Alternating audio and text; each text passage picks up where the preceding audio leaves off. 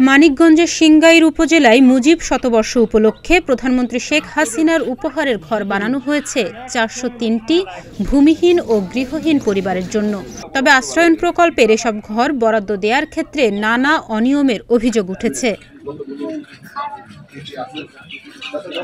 আশ্রয়নের বাসিন্দারা জানান, যাদের ঘর বাড়ি জমি সবই আছে, নেই ঘরের প্রয়োজন, তাদের নামে দেয়া হয়েছে ঘর। তাই বরাদ্দকৃত অধিকাংশ ঘরেই থাকেন না কেউ, রয়েছে তালাবদ্ধ।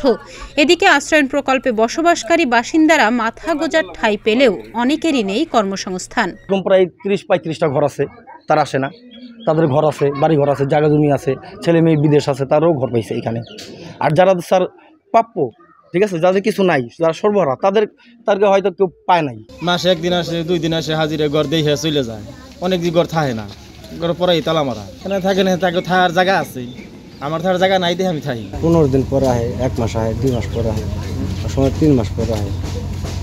মানে তারা বাড়ি ঘর আছে, তারাও থাকে। প্রায় 40-50টা ঘর মানুষ আসে না আসার কারণে এই আমরা ভয় পাই। এই ঘর বাড়ি গুনের জন্য হইছে, যারা গরিব মানুষ এরা রাস্তা করে লইছে, টাকারে দিয়ে দিই। আমাকে যে বুড়মমির মধ্যে এনে দিছে, আমাকে যে দেশে কোনো কাজ নাই, কাম নাই, কিছু নাই, মনে বোঝেন কি করে আমরা খাই।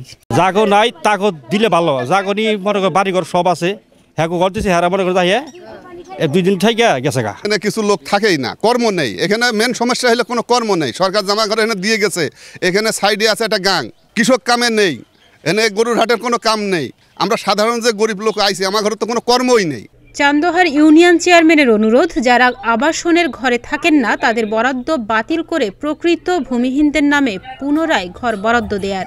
তা আমি আপনাদের মাধ্যমে যথাযথ কর্তৃপক্ষকে অনুরোধ করব, যারা এই আবাসনে না থাকে তাদের বরাদ্দ বাতিল করে সঠিকভাবে যাদের বাড়ি নাই, ঘর নাই, এরকম লোক এখানে দেওয়া হোক।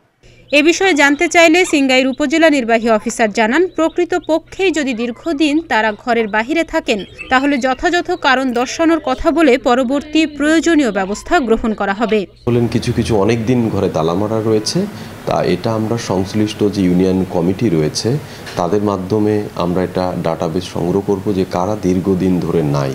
যারা দীর্ঘদিন ধরে নাই তাদেরকে আমরা স্থানীয় জনপ্রতিনিধি চেয়ারম্যান সাহেবদের মাধ্যমে ডেকে নিয়ে আসব। প্রকৃতপক্ষেই তারা যদি এখানে দীর্ঘদিন ঘরের বাইরে থাকেন তাহলে তাদের যথাযথভাবে কারণ দর্শানোর কথা বলে আমরা পরবর্তী যে ব্যবস্থা রয়েছে সেটি গ্রহণ করব। পুনরায় যাচাই বাছাই করে প্রকৃত ভূমিহীন ও গৃহহীন পরিবারের কাছে তালাবদ্ধ ঘরগুলো হস্তান্তর করে পর্যাপ্ত কর্মসংস্থানের ব্যবস্থা করার দাবি সুধী সমাজের। ডেস্ক রিপোর্ট, প্রতিদিনের বাংলাদেশ।